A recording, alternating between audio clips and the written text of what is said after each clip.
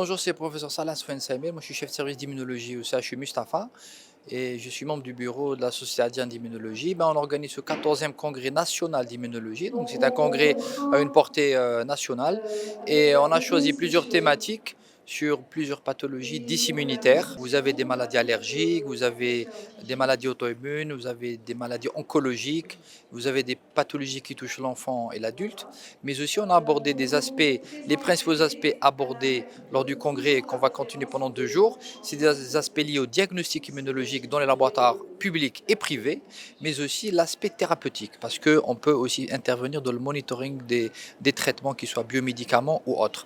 On avait aussi maintenant la conférence du professeur Didier sur l'utilisation des inhibiteurs des JAK-STAT, qui sont très utilisés dans les maladies inflammatoires et d'autres pathologies.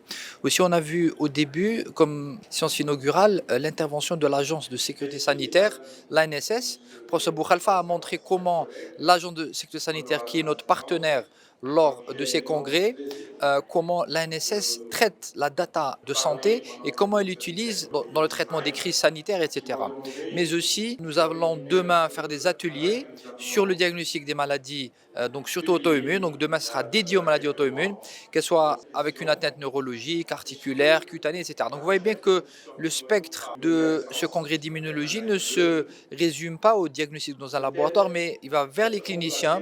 On va voir l'intervention du professeur Mahfouf en oncologie. On a plusieurs de nos collègues, professeur Lounissi qui va parler du diabète et de l'obésité. Donc vous voyez bien qu'on s'élargit de plus en plus vers plein de pathologies immunitaires. Et je peux vous donner un chiffre, juste un chiffre comme ça.